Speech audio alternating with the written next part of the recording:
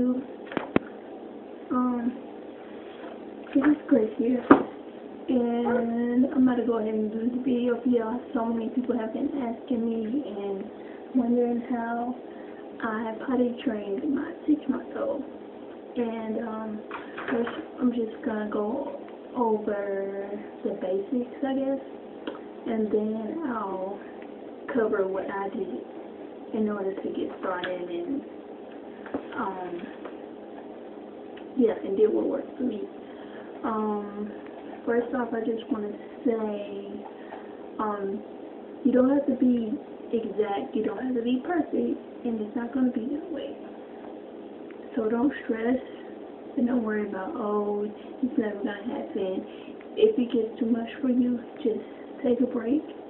But I didn't, for me, it was easy for me since I was here with him consistently, and it was just, in my mind to just keep doing it. I mean, and I just knew eventually, it would get better. Even though now he's not, sometimes he does pee, and his diaper might be a little wet, but I more so just get his stools, his poop into the diaper for the most part. Oh, and also another thing I wanted to say at the beginning, if you're a stay-at-home mom and you're looking for an opportunity to make some money at home, I'll post a link in the description box for the Freedom Fighters Network. I'm affiliated with them, and I've been doing it since I started, so that'll be down there too, so let's get started. First off, how to start. What is suggested is that from the first 0 to 6 months is that you grab a towel or anything that you're going to lay them on, and you would observe with them for about maybe 30 minutes a day. Just at a time where you're not doing anything, where you're not on your phone, you're not on Facebook, you're not on Twitter, you're not on anything, you're just sitting there, you're observing your baby, and you're just watching what types of movements he or she may make before, Jojo's over there, so I'm watching him, before they would go pee or poop. Next thing you would do, and that's called diaper free time. Next thing you would do would be to know when the best times to take them. Some of the best times are after a feeding, between feedings. Sometimes this may happen. You may be able to do this, you may not. After a nap, when you have, or just out of pure instinct, or after you move them from a car seat or carrier, it's another opportunity where you can take them. So what I did to get started, I would be nursing him. Since I breastfeed, I would be nursing him, and then I'm gonna grab some photos.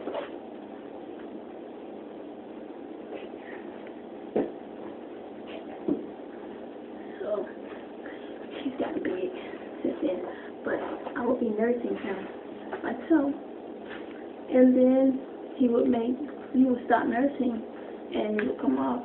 So I would use this. This is the potty tray from the original potty I had from Abaya when she was actually sitting on the potty. But I would take this, and then I would hit him over it like this in between the feeding, and then I would cue him. Now, what you would want to do during that diaper free time is to use sound association, which would be a grunt like, or when they pee, say, in order to create sound associations.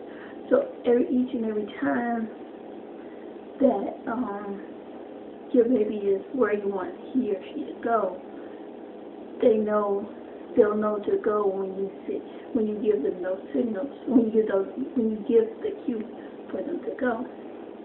And it's also a way to know when they're gonna go, because sometimes I remember he would be sitting in his car seat or just sitting alone and he'll grunt, or if you see them blowing raspberries, saying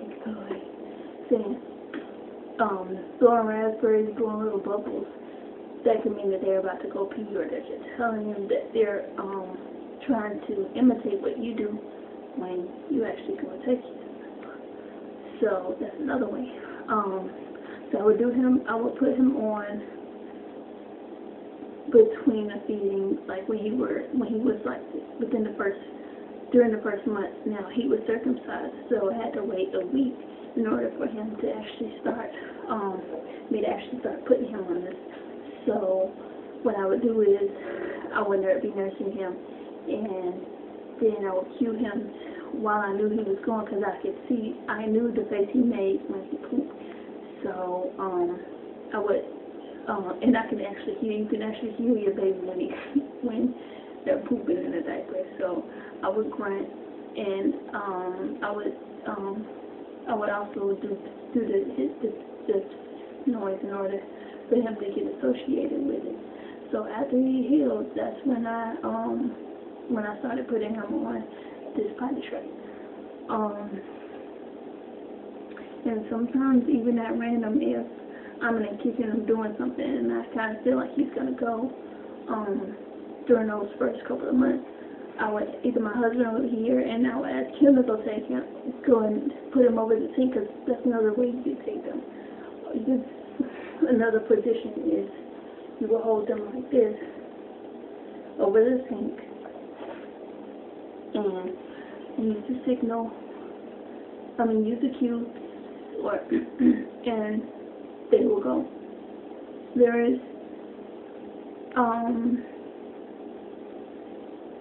or you can also learn their pattern.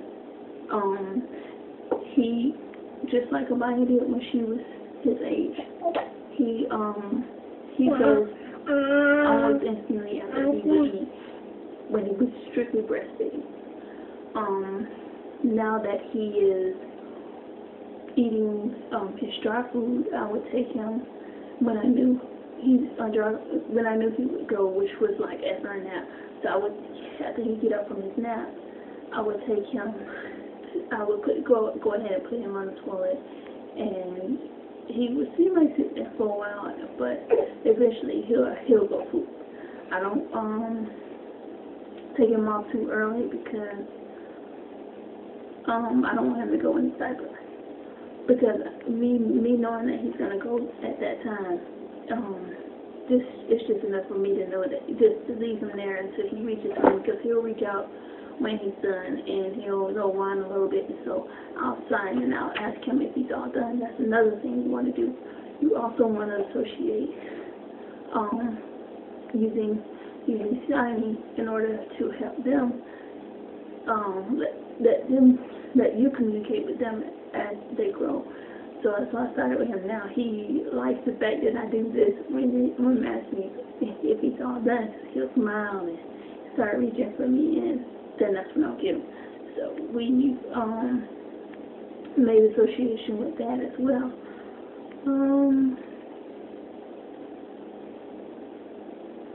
What else can I let you know? Oh, sometimes he might not want to go after a nap, and he might be still a little sleepy, so I'll clap and I'll sing to him, and he wants to go down. I'll clap and I'll sing to him, or I'll give him a toy in order to continue to distract him. Now, if they continually are upset about being on the toilet or trying to go, it may mean that they don't have to go. So I just take them off and just don't worry about it. If they do poo or pee, it happens. Maybe they don't feel like going on going that way. I don't know if that makes sense or anything, but sometimes he just, I mean, there was a point where he would do that, so I just didn't really worry about it. I didn't really stress about it, because I know once he reaches by his first birthday, he'll be going on his own pretty much, because he's moving now. He's scooting on the floor now, so probably by the end of the year he's gonna be walking. So I already have. I'm probably gonna get him another potty, because I only have a potty now. So I'll probably get him another one in order for him to have something on the floor for himself, because she still uses the actual seat that goes on the toilet. So but yeah, he does his cereal at nighttime, so I know that he's gonna poop in the morning. He doesn't poop throughout the night because he sleeps all night. He doesn't pee because he sleeps all night. So I take him down. I take him as soon as he gets up in the morning, or whatever I feel like getting up after I'm nursing him in the morning, because I know he's gonna go then. So some tips.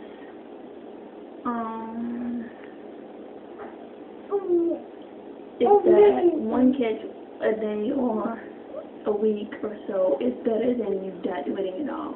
If you want to do it, like I said, if you have to take a break, go ahead. Because the bypassing, sometimes you're doing so much around the house or what have you. Because there were times that I didn't really worry about it. If I knew I had something I had to do around the house, or I had to take, I had to go to an appointment, something like that. It just depends on what you have going on. You just can't. There may be a couple of days where you just can't go ahead and have them on consistently while you're trying to start up, and that's fine. But consistency is the key. And like I said, take a break if you need to, and do what works for you. Like I said, there's some things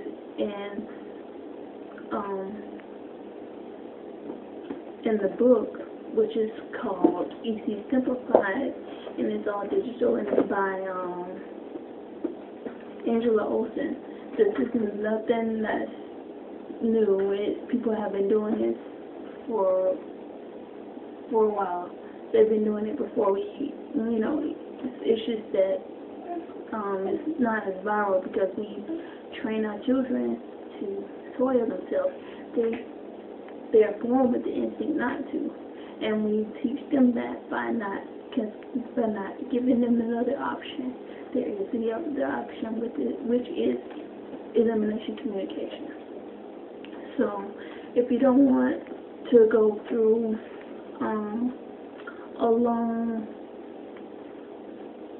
the long process of trying to just wait until your baby is able to communicate with you, which is at age 2 to Abaya's been potty trained in Panty since she was 19 months.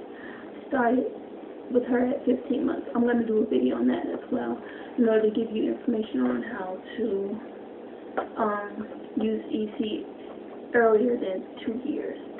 This is just for 0 to 6 months. So, let me go ahead and give you the actual age range for, I should have wrote it down, but if you get the book, all this is in here. I don't really read the book because let me see.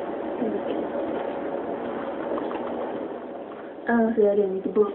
I want to say that the book is made and it's written backwards, so you can just skim through and go through whatever you're trying to get accomplished at the time. So you don't have to worry about reading the whole entire book. You can just look at it from time to time in order to get yourself ready or get extra tips in order to